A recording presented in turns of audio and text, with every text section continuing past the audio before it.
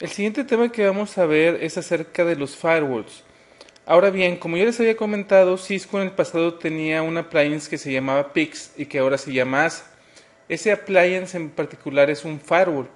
Ahora bien, en este curso no nos vamos a enfocar ni al PIX ni al ASA, nos vamos a enfocar a los routers, ya que el iOS de los routers tiene un feature que se llama firewall y lo vamos a ver aquí cómo funciona y lo vamos a configurar usando el SDM.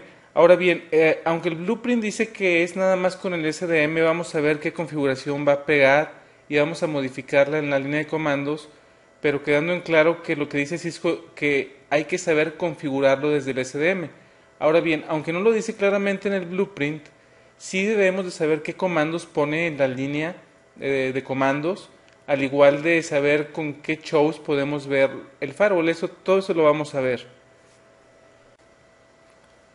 Ese es el blueprint que nos muestra Cisco para esta parte del examen y básicamente nos dice describir operacionalmente cuáles son las fuerzas y debilidades de las diferentes tecnologías de firewall, explicar qué significa operación stateful y qué es lo que es una tabla de estados en un firewall, y por último implementar el Zone Based Firewall, que es el iOS Zone Based Firewall, usando SDM. Entonces, eso es lo que nos dice Cisco. Como ya les he comentado algunas veces, el blueprint no es tan claro, es muy general y hay partes que sí hay que ver, como por ejemplo para el examen sí hay que saber qué comandos pone el SDM en la línea de comandos, al igualmente de los comandos de show en el Command Line Interface para ver qué está pasando. ¿Qué es lo que hace un firewall? Un firewall lo que hace es segmentar redes. Ahora bien, ustedes pueden decir, un switch hace lo mismo. Sí, un switch hace lo mismo en cuanto a segmentar redes, pero el firewall, además de segmentar las redes, separa esas redes en redes que confía o trusted y en redes que no confía o untrusted. Como se podrán imaginar, los que ya han trabajado con firewalls, la interfase inside o la de adentro es la interfase que confiamos o trusted, y la interfase outside, que por lo regular va a internet, es la untrusted o la que no confiamos. Con esto podemos definir si el firewall va a permitir o no va a permitir el tráfico. Eso es básicamente lo que hace un firewall. Ahora bien, hay varios tipos de firewalls y estos han estado evolucionando en el tiempo. Esto los vamos a ver a detalle. Los nombres es Static Packet Filtering. Ese es el primer tipo de firewall que existió. Después existió el que se llama Circuit Level Firewalls. Después uno que se llamaba Proxy Server. Y después uno que se llama Application Server. Aquí falta uno que es el Dynamic, y ese lo vamos a ver también más adelante. Si recuerdan, en el blueprint de Cisco en esa sección decía que deberíamos de ver cuáles eran las ventajas y desventajas o las fuerzas y debilidades de las diferentes arquitecturas de firewalls. Estas son las arquitecturas de firewalls que existen. Está la de Static Packet Filtering, la de Circuit Level, la de Application Layer y la de Dynamic Packet Firewall. Estas son las 4 arquitecturas que vamos a estar revisando, y en cada una vamos a estar viendo qué ventajas y qué desventajas existen, cómo fue evolucionando el firewall en el tiempo. La arquitectura más sencilla, el Static Packet Filtering Firewall, básicamente se configura en un equipo de capa 3, como puede ser un router, por ejemplo. Los IP packets o los paquetes de IP son examinados, y son examinados con reglas que pueden ver cuál es el header de la red, cuál es el header del transport layer, en qué dirección fluyen. Es decir, un paquete de IP con puertos de TCP y UDP pueden ser verificados en un Static Packet Filtering Firewall.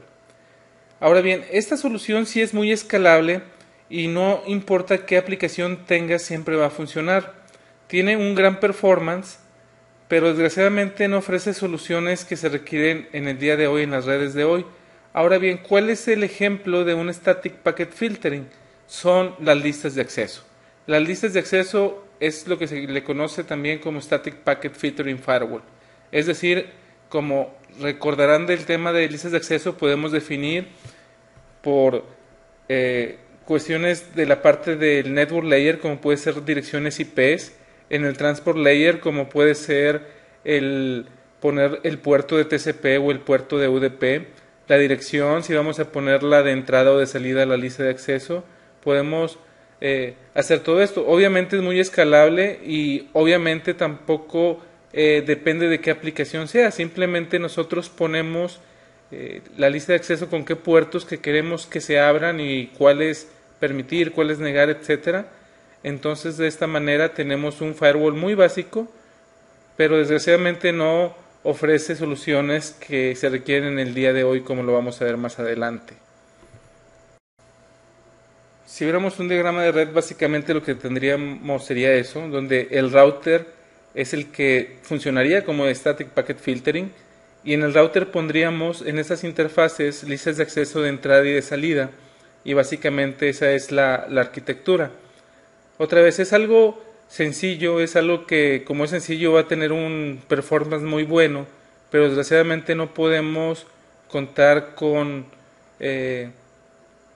defensa, ciertos tipos de ataque nada más con listas de acceso. Ya vimos que sí podemos parar algunos ataques, lo vimos cuando vimos el módulo de listas de acceso, pero desgraciadamente el usar nada más un router con listas de acceso no es suficiente para estar protegidos. La segunda arquitectura se le llama Circuit Level Firewall. Básicamente lo que nos va a ayudar el Circuit Level Firewall es de que se va a dar cuenta el firewall si un paquete es un connection request, es decir, de que se va a iniciar una conexión, o que si ese paquete ya pertenece a una conexión ya realizada entre un circuito virtual entre dos transport layers. Es decir, checa hasta la parte de capa 4, que es la de transporte, y verifica que, por ejemplo, si es una sesión de TCP, si son datos que está fluyendo de una computadora a otra, verifica si esos datos están en esa conexión y si esa conexión ya se había iniciado.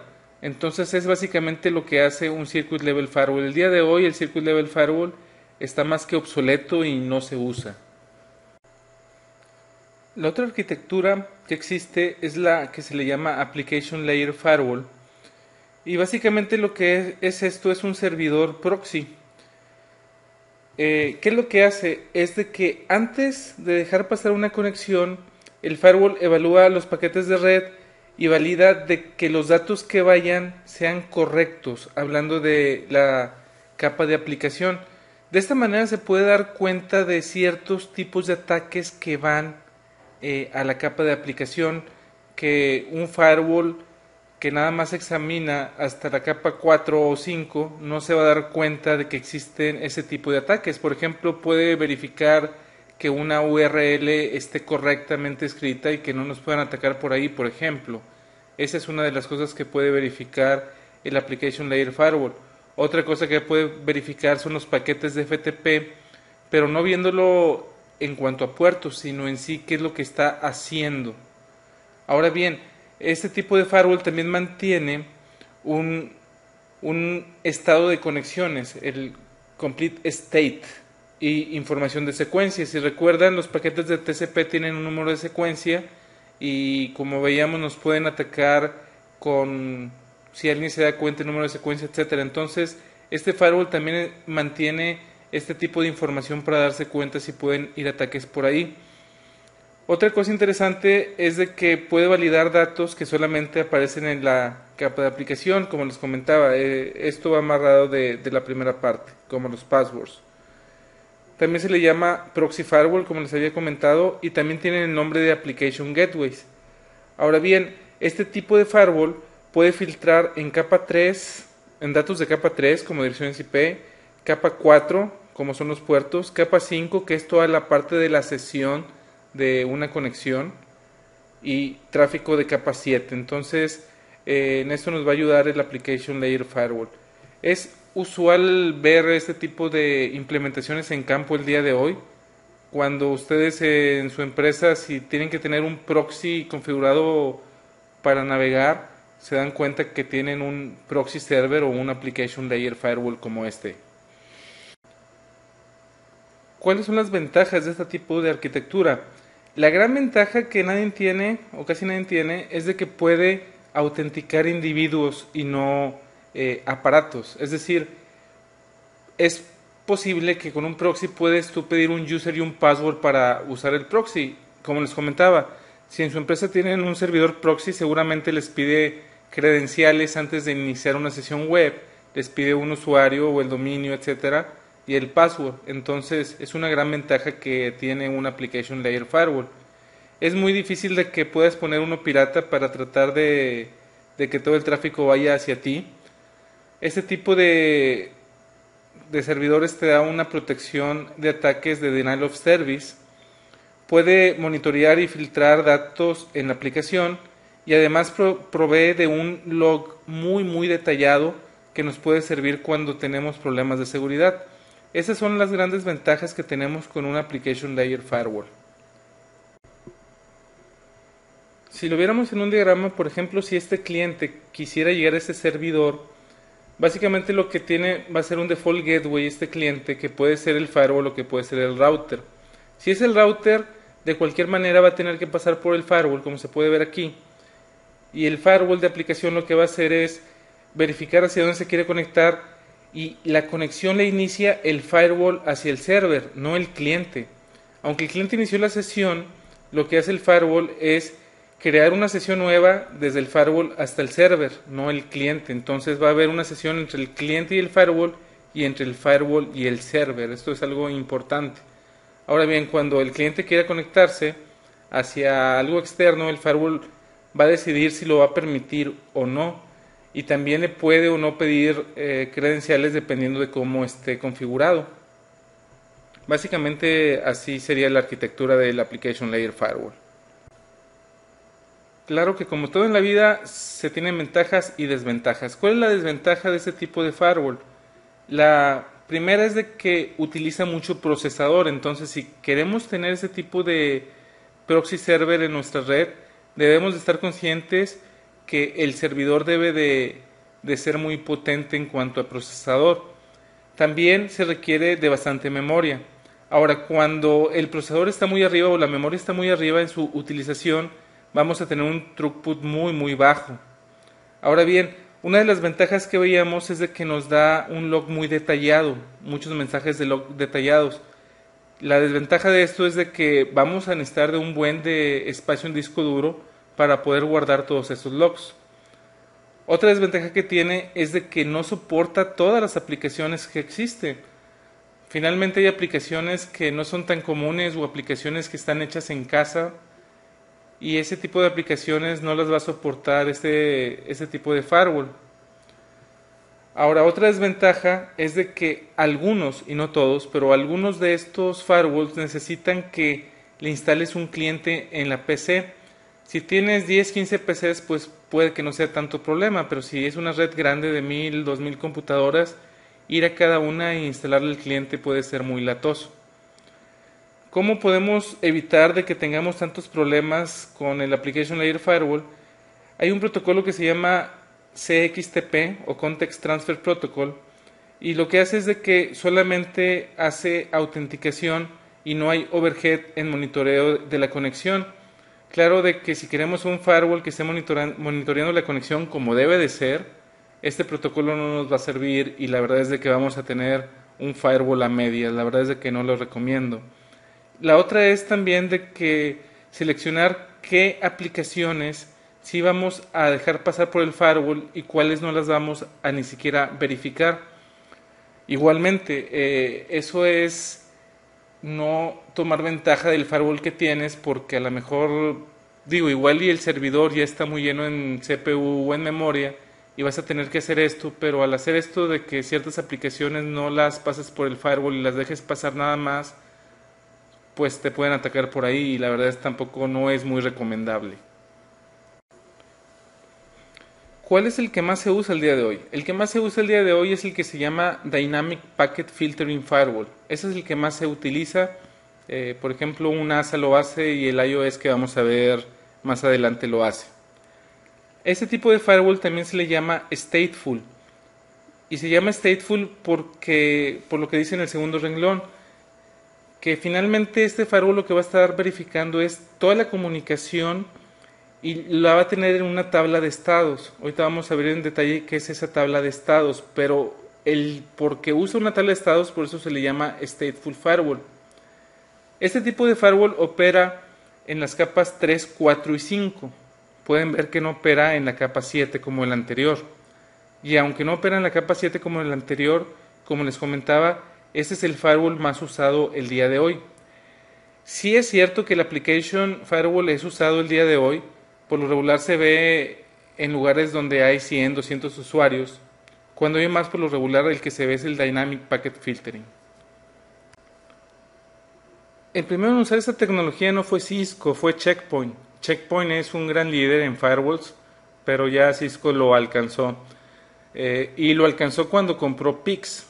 Pix era una empresa independiente de Cisco, y Cisco compra a Pix porque ya tenían firewalls stateful. Entonces lo que hace básicamente es lo que Cisco siempre hace, es si no puedo desarrollar algo, simplemente compro la tecnología. Entonces compró a Pix, y en aquel entonces Pix utilizaba el Pix OS, sistema operativo Pix, y ahora que ya existe el ASA, el sistema operativo se parece un poco más al iOS. Esto es muy importante para el examen y para la vida real, es entender cómo funciona la tabla de estados, que es exactamente lo que tenemos ahí. En una tabla de estados de firewall lo que se tiene es toda la comunicación que existe entre una PC y otra, incluyendo cuál es la fuente y el destino, hablando de direcciones IP, cuáles son los números de puerto, cuál es la secuencia de TCP, algunas banderas de TCP y de UDP. El firewall ve de manera muy cercana el header de los paquetes para ver si es uno de tipo SYN, reset, acknowledge o el final de la transmisión. Cada sesión está en la tabla de estados. Con este diagrama vamos a ver más a detalle cómo funciona esa tabla de estados. Supongamos que este cliente se quiere conectar a este servidor y este servidor es de HTTP, es decir, el puerto 80. El cliente va a mandar el requerimiento de que se quiere conectar a este servidor, por ejemplo, www.google.com. El firewall lo recibe y el firewall se da cuenta cuál es la dirección fuente, que es el cliente, y cuál es la dirección destino, que es el server. Sabe que quiere llegar al puerto TCP 80 en este caso. Entonces el firewall sabe que el cliente, este cliente de aquí, se quiere conectar a este servidor al puerto 80. Entonces deja pasar ese paquete porque finalmente este cliente está en la red interna, que es en la que confía el firewall. Esa es la red externa en la que no confía. Entonces va la petición al servidor. El servidor le va a regresar el paquete, es decir, para que pueda ver la página.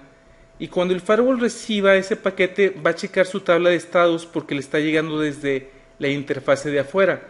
Entonces, si en la tabla de estados está una conexión que inició el cliente hacia el server, sí la va a dejar pasar. Si el cliente no ha iniciado ninguna sesión, entonces cualquier tráfico que venga, aunque sea del puerto 80, no lo va a permitir. Eso es lo que hace la tabla de estados y es muy importante el entenderlo, como les comento. Entonces, otra vez, ¿qué es lo que hace? El cliente manda un paquete requiriendo una conexión hacia el servidor en el puerto 80. El firewall, como viene de su interfase que sí confía, dice, ok, lo voy a dejar pasar, y si recibo datos de ese servidor hacia ese cliente con esa dirección IP y con ese puerto, lo voy a dejar pasar. Si no es así, no lo voy a dejar pasar. ¿Cuáles son las grandes desventajas de este tipo de firewall, del Dynamic Packet Filtering?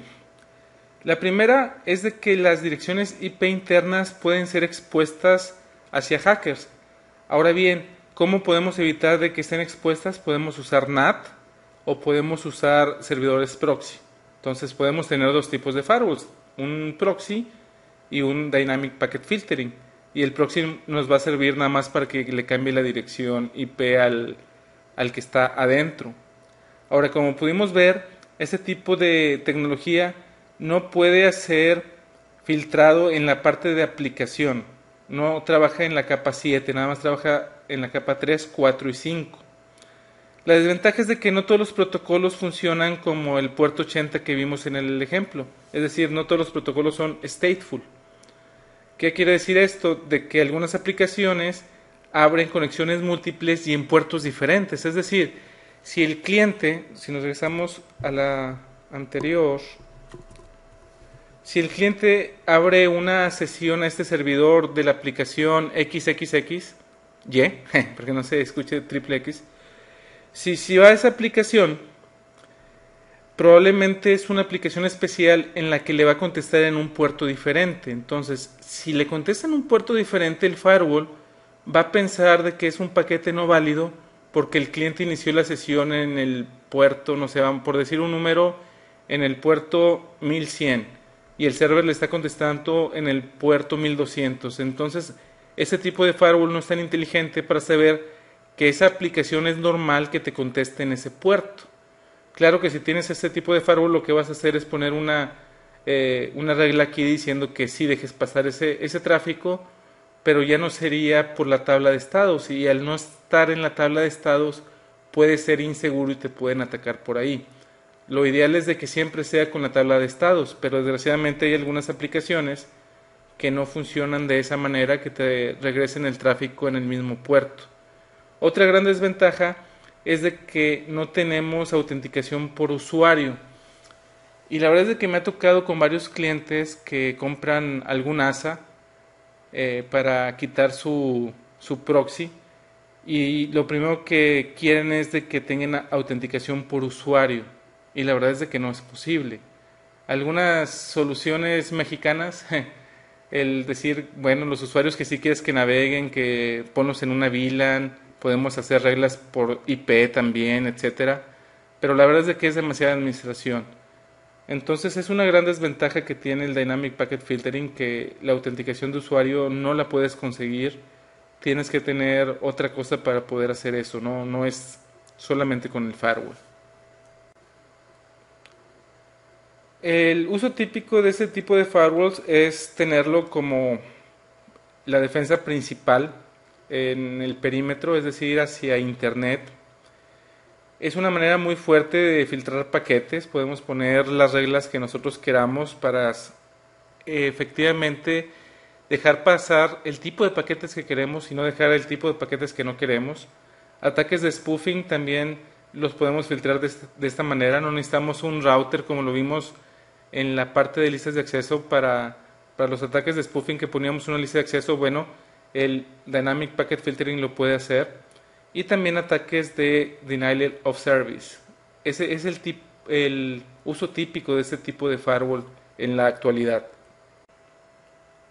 Hay otra arquitectura que se llama Application Inspection Firewall. Esa es la más nueva. También se le llama Deep Inspection Firewall.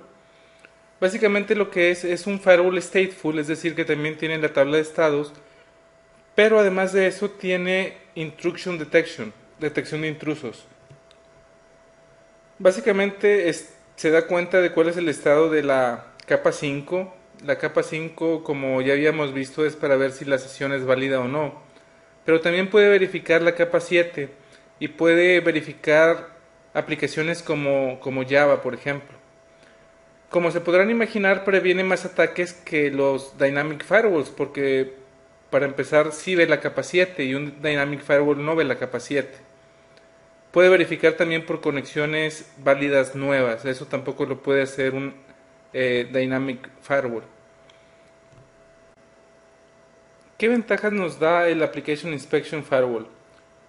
Como se podrán imaginar, se da cuenta de cómo está el estado de la capa 4 y 5, verifica los comandos de la aplicación en la capa 5, también verifica la capa 7, entonces es una gran ventaja, y previene más tipos de ataques que el Dynamic Firewall. Esas son las grandes ventajas que tiene el Application Inspection Firewall. Ahora bien, ¿qué desventajas tiene ese tipo de firewall? La número uno es de que no todas las aplicaciones de capa 7 están soportadas el día de hoy. Obviamente van a ir saliendo algunas más, pero el día de hoy solamente son muy poquitas las que son soportadas. Tampoco puede tener autenticación de usuario, es una gran desventaja, al igual que el Dynamic, que tampoco la tiene. Hasta ahorita, y el único que la tiene son los proxy, entonces es una gran desventaja que se tiene en el Application Inspection Firewall también. Y otra gran desventaja es de que el CPU es muy alto cuando se utiliza la capa 7, entonces desgraciadamente también el día de hoy el CPU es algo que nos restringe a qué tantas aplicaciones de capa 7 le podemos hacer firewall, entonces es otra gran desventaja que tiene. Por lo regular este tipo de firewall se pone como una defensa secundaria, siempre siendo la primaria, al menos hasta el día de hoy, el Dynamic Firewall. Este sería más como secundario y sería básicamente para ver la capa 7. Ahora sí tiene más control de la seguridad porque al tiempo de verificar la capa 7 puede darse cuenta de ataques en la capa 7 y no nada más en los niveles del ISO más abajo que la capa 7. Entonces, ese es el uso típico del Application Inspection Firewall. Hay un tipo de firewalls que se llaman transparentes. Y un firewall transparente puede ser de hecho un ASA, por ejemplo, configurado como modo transparente. El decir que es modo transparente significa que está configurado como un equipo de capa 2. Es decir, es como un switch de capa 2 que no tiene IPs en sus interfaces de entrada y de salida. Un firewall sí puede tener una dirección IP y esa dirección IP va a ser de management, así como un switch de capa 2 tiene una dirección IP de management para que le puedas hacer telnet.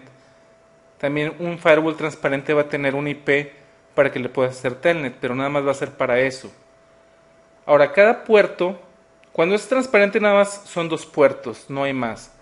Y cada puerto reside en una VLAN diferente por lo regular. Un puerto va a ser la red de adentro, en la que confías, y la otra va a ser la red de afuera, que es en la que no confías. Un firewall transparente puede usar diferentes contextos.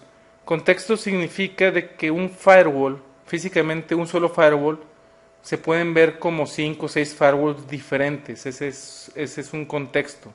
Entonces, hay firewalls que, por ejemplo, tienen 25 contextos y eso quiere decir de que se pueden ver desde afuera como si fueran 25 firewalls diferentes cuando nada más es uno solo. En este tipo de firewalls los paquetes no son ruteados, sino son bridgeados porque está trabajando como capa 2. No utiliza una tabla de ruteo porque es un equipo de capa 2, utiliza MAC lookups al igual que un switch.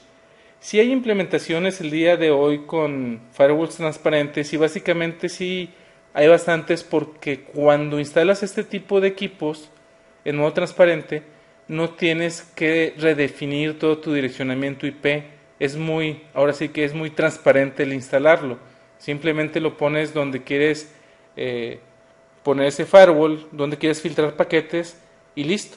Ahora bien, aunque está configurado como un equipo de capa 2, sí filtra capa 2, 3 y 4. Entonces no crean que por ser transparente no puede filtrar por IP o por puertos de TCP. Sí lo hace. Simplemente el equipo está configurado como capa 2, pero sí puede filtrar en 2, 3, 4 y 5. Es importante saber qué es lo que un firewall no hace. Un firewall no puede proteger a los hosts que están en una misma red. ¿Por qué? Porque no pasan por el firewall. Si el host A ataca al host B y están en la misma red, pues obviamente como no pasa por el firewall, no puede proteger el firewall ese ataque. Otra cosa es de que un firewall no te va a proteger en contra de virus. Es cierto que un ASA, por ejemplo, le puedes poner un módulo antivirus, pero un firewall como tal, sin ese módulo, no te puede proteger ante virus. Tampoco te puede proteger si ponen un modem pirata o un access point pirata. Finalmente eso va a estar en la red que tú confías, está adentro, entonces el firewall no tiene manera de darse cuenta que existe eso. Entonces obviamente un firewall nos va a ayudar bastante a la seguridad de la red, pero no nos va a ayudar a que estemos totalmente seguros. Eso es muy importante el entenderlo. Otra cosa importante es de que cuando instalemos un firewall, antes de instalarlo debemos de tener una política de qué es lo que vamos a permitir y qué es lo que no vamos a permitir. Finalmente, a mí me ha tocado empresas que compran un firewall y me marcan para que se los instale y ni siquiera saben qué tráfico sí quieren dejar pasar y qué tráfico no quieren dejar pasar. Entonces es muy complicado porque tú puedes empezar a adivinar qué es lo que el cliente quiere, pero la verdad es de que tienes que saber qué es lo que el negocio requiere para que tú realmente puedas configurar de manera correcta un firewall. Lo primero que debemos de tomar en cuenta es de que no debemos de confiar en nadie. Eso quiere decir de que el tráfico que no tiene sentido dejar pasar a la red, no lo dejes pasar. Otra cosa importante que a veces se nos olvida es de que el acceso físico es importante. Un firewall también se le puede hacer un password recovery como a un router. Entonces de nada nos va a servir tener nuestro super firewall si alguien tiene acceso físico puede entrar a él. Lo que les comentaba, nada más dejar los protocolos que el negocio requiere, tener alertas y logs. El ASA, por ejemplo, te puede mandar alertas de correo electrónico cuando sucede cierto evento, por ejemplo. Segmentar las zonas, obviamente eso es básico. Un firewall no necesariamente puede tener nada más dos interfaces, puede tener 5, 10, 15 interfaces. Claro de que la configuración se va a poner un poco más pesada en cuanto a que de esta interfaz a esa interfaz sí voy a dejar pasar esto, de esta interfaz a esa interfaz sí voy a dejar pasar esto, etcétera. Entonces algo importante es sí segmentar, pero segmentar de manera inteligente, no segmentar nada más por segmentar. Algo importante también es de que un firewall no es un servidor, es decir, si por ejemplo tenemos un proxy, debe de estar dedicado nada más a ser proxy, no que sea servidor de DHCP, servidor de DNS, servidor de FTP, servidor web, etcétera. Entonces el firewall se debe de tomar en cuenta que es solamente firewall. Otra cosa es que el firewall no es una estación de trabajo para algún usuario. Imagínense que está corriendo en una PC con, no sé, ya sea Linux o con Windows Server o lo que sea, entonces corriendo ese proxy y que alguien la use para trabajar. Realmente no tiene lógica. Algo importante que a veces se nos olvida en la implementación es de que un firewall nos permite limitar cuántas conexiones se pueden hacer de cierto tipo. Y esto nos va a ayudar a poder evitar ataques de gusanos y ataques automatizados. Eso es bien importante, es decir, por ejemplo, voy a hacer que solamente existan, no sé, 5000 sesiones de TCP en cierto momento. No puede haber más de 5000 sesiones de TCP. Con eso nos va a ayudar para que no haya, por ejemplo, ataques de DOS o ataques de gusanos que a veces es lo que hacen. Otra es restringir el acceso a los firewalls. Algunos firewalls sí manejan lo que es AAA, los ASAs manejan AAA, entonces es una gran manera de hacerlo. Otra es combinar tecnologías de firewall, es decir, podemos tener un Dynamic Firewall y tener un proxy server al mismo tiempo. Lo que les comentaba, un firewall solamente es parte de una solución de seguridad. Un firewall no te va a hacer todo lo que necesitas para estar totalmente protegido. Desgraciadamente eso no lo entienden muchos clientes. Muchos clientes piensan de que comprándose un firewall ya van a estar protegidos de cualquier tipo de ataques. Esto es totalmente falso. Y la última es mantener la instalación. Y aquí se refiere a tener los parches más nuevos, hablando del proxy server, tener los iOS más nuevos, hablando de los ASAs. También quiere decir de que las necesidades del negocio cambian, entonces lo que antes era una regla de permita, a lo mejor ahora va a ser de deny, o algún protocolo que antes negábamos, ahora lo permitimos. Por ejemplo, si antes no teníamos VPNs y ahora tenemos VPNs, ahora vamos a dejar pasar todo el tráfico de VPNs, por ejemplo. Con eso terminamos la parte número 1 de firewall. Algo que quiero decir que siempre pasa en la vida real y igual les va a pasar, para que lo tengan en cuenta, es de que desgraciadamente muchas veces la instalación de un equipo la cobran un porcentaje de lo que cuesta el equipo. Por ejemplo, si el equipo vale, por decir un número, $1000, te cobran de instalación $100. Y desgraciadamente, si tú lo instalas y te dicen te tienes que tardar nada más 3 horas porque fue lo que cobramos de instalación, pues es medio triste porque no puedes en 3 horas probablemente configurar todo lo que se requiere en un firewall. Hablando de Cisco, hay un firewall muy pequeño, es el 5505, que es un firewall barato que vale como $1000, de hecho. Entonces a mí una vez me encargaron instalar uno y me dijeron que pues me tenía que tardar 3 horas o menos en configurarlo, porque es un equipo de $1000. ¿Qué tanto le puedes configurar un equipo de $1000? Créanme que a un firewall de Cisco, a un ASA, se le pueden configurar 1000 cosas. No nada más se le pueden configurar las reglas de entrada y de salida, puede ser concentrador de VPNs, por ejemplo, eh, y cada regla es diferente. Por ejemplo, como les comentaba, vas con un cliente que ni siquiera tiene idea de qué protocolos quiere dejar pasar, el sacar ese tipo de información te puede tomar días. Y aún así de que vas con el cliente una y otra vez a preguntar qué es lo que requiere, haces tu política, haces esas líneas de configuración y después te dicen, "Ah, desde que pusimos el ASA ya no puedo entrar a esta aplicación". Entonces te tienes que ir a verificar qué es lo que estás negando, abrir esos puertos, etcétera, etcétera. Créanme que si a ustedes les toca instalar un ASA, lo que deben de decir primero es al cliente, dime exactamente qué es lo que tu negocio requiere, qué es lo que quieres dejar pasar, qué es lo que no quieres dejar pasar, y así lo voy a instalar. Si después salen más cosas, voy a tenerte que cobrar más porque le voy a invertir más tiempo. Este tipo de cosas es muy común, hablando del ASA en particular, hablando de los firewalls en particular. Es muy fácil de que una instalación de 2 3 horas se vaya a una instalación de 2 3 semanas. Si es de que al cliente no le queda claro de que debe de poner mucho de su parte para saber qué es lo que debemos de permitir y qué es lo que debemos negar.